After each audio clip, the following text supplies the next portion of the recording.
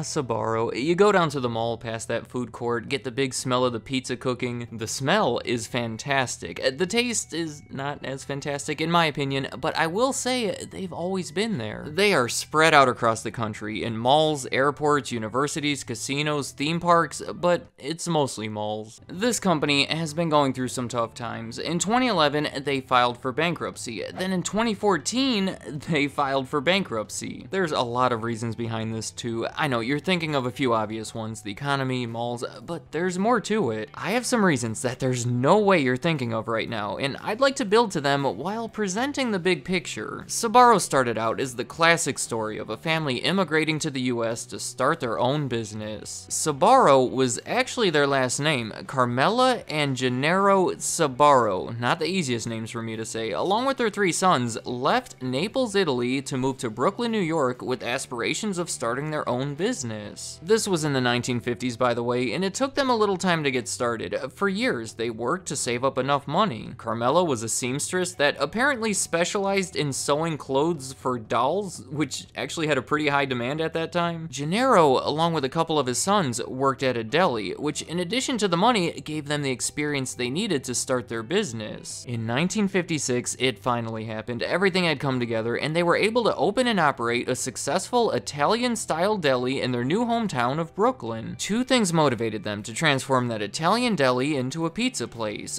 For one, they noticed that a lot of their customers were buying their deli foods so they can eat them right away. They'd order some pasta, and instead of taking it home like you would expect, they would just stand there and eat it. So it was a logical move to set up a little dining area, nothing fancy of course, just a few tables and chairs off in the corner. And then to go along with this, their other motivation was all this foot traffic walking by their stores. Specifically shift workers on breaks or during their lunch, trying to find something quick and easy to eat during their limited time. Carmela saw the demand and filled it by simply selling them pizza by the slice. So now, they are still primarily a deli, but then they also have this dining area and are making food specifically to be eaten there. I'd say, almost unintentionally, they were slowly transforming into a restaurant. In the middle of the 1960s, they opened their first actual Sbarro's restaurant that only made pizza. To further expand the business, the Sbarro family wasn't crazy about the idea of franchising. They wanted to actually own their restaurants, which is understandable, but it makes things much more difficult. Really, if you look at almost any popular fast food or quick service restaurant, they use a franchising model. It's cheaper for the company, it gets the name out there, it's just sort of a great way to grow. But the Sbarros were looking for alternatives. The method that they found was using the food court, which worked very well for them.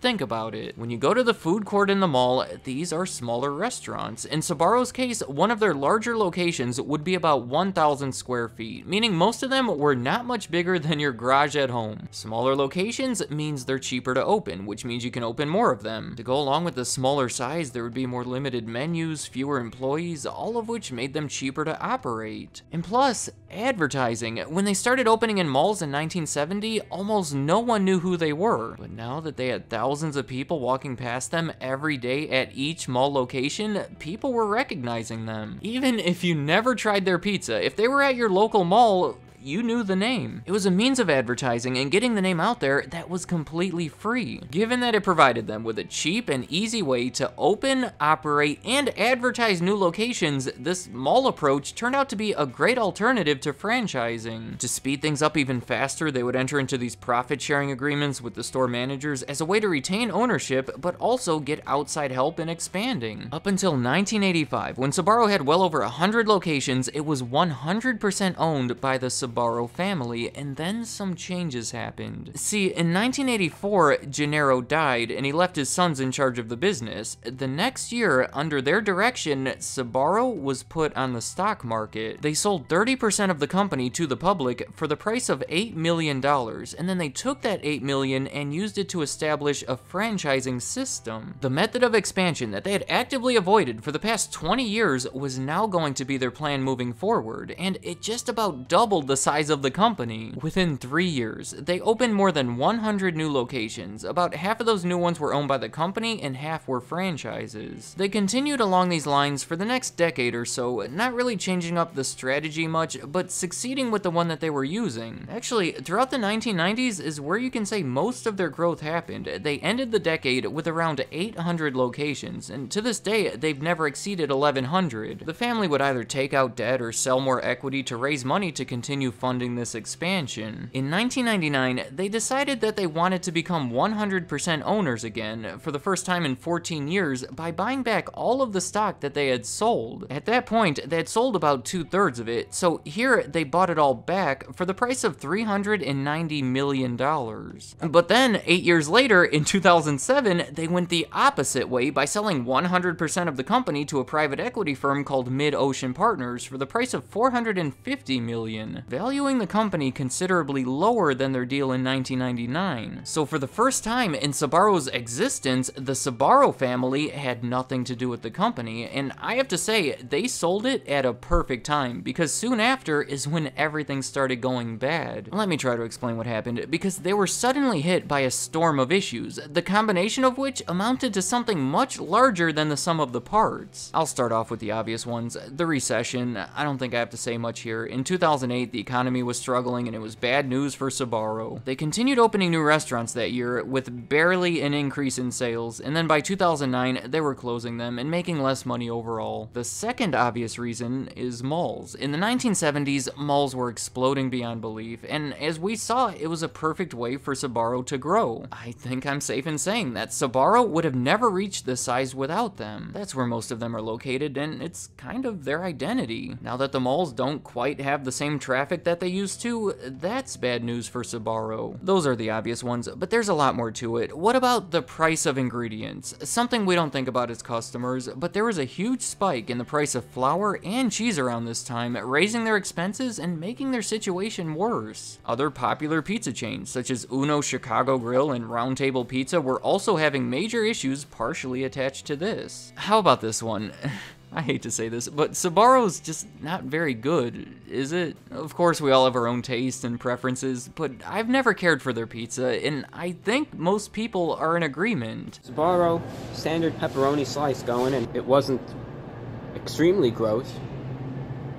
It was acceptable. Here, right now, just go down to the comment section, look through a few of them, and my guess is that it's filled with people saying how much they dislike Sbarro. I just don't think people like it, and a reason for it is that it's pre-made, so you can order it and get it quick, effectively sacrificing the quality and the taste for convenience. Again, in my experience, they're not very cheap or tasty or healthy. I'd argue the only thing that they compete on is convenience. If you want to get a slice of pizza and you're at the mall or in an airport, more often than not, they're your only option. If you were to take them outside of these areas, they're now forced to compete with Pizza Hut and Domino's on all of these other factors, which, quite honestly, I don't think they can. To go along with that, they're not as big. Just the fact that they're smaller makes them weaker and more likely to be affected by these outside conditions. Like I've said, they've never crossed over 1,100 locations. Today, there's something like 600 of them in the US. Compare that to the 7,500 Pizza Huts and 6,000 Domino's, meaning they're at least 10 times smaller than the biggest chains in their industry. Now, everything I just mentioned would be reflected through their operating income. If their sales go down or expenses go up, that would hurt their operating income. These figures are no longer available after 2009, but looking at the 10 years leading up to that, it's really clear where things went bad. Now, let me add another layer to this. Remember, the Sbarro family sold the chain in 2007. Well, about $200 million of the $450 million they paid for it was funded through debt. So let's look at their debt graph. It's always been a little high. They were funding expansion through debt arguably more than they should have even before all of this, but the acquisition took that debt to a new level. High debt like this also comes with high interest payments, around $30 million a year, which wasn't even included in this operating income graph. Let me show you their debt to equity ratios, because I think it'll help add perspective to this. This is a ratio comparing their debt to their equity. Ideally, you want the number to be low. That would mean that you're not as leveraged and likely in a better place to pay back debts. In the first 8 years here, it was hanging around 3 to 4, meaning 3 to 4 times more debt than equity, which already isn't ideal, but then these final 2 years, with that acquisition and everything else happening, it got a little out of hand. A high ratio like that means they probably can't pay off their debts. So 2 years later, in 2011, they couldn't pay off their debts. When you can't pay off your debts, you file for bankruptcy, and that's what happened. According to the court documents, their debt was $487 million going into the bankruptcy, giving them a ratio of 30.4. Through these proceedings, ownership was exchanged for debt reduction, meaning the new owners had a company with only $165 million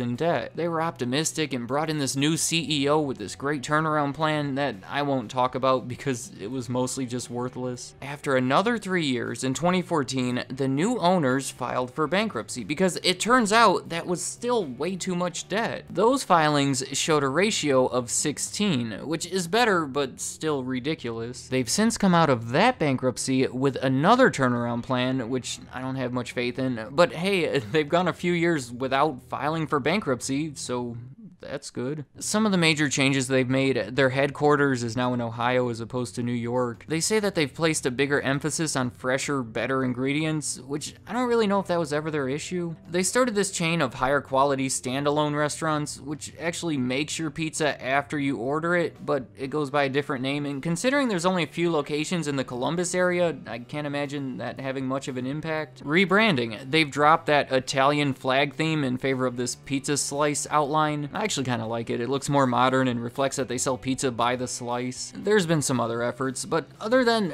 that lack of bankruptcy, I just don't see many signs of recovery. Quite honestly, I don't know what they should do. Maybe there's no real answers here. The pizza industry is highly competitive, and I don't know if they have what it takes to compete. And until they do, they're stuck in their world of malls and airports, and I don't know how bright the future looks for that either. Let me know in the comments, what do you think they should do? I know your go-to answer is going to be start making better pizza, but in doing that, they may have to sacrifice convenience, and I don't think they can afford to do that. And even if they do, is that going to be enough?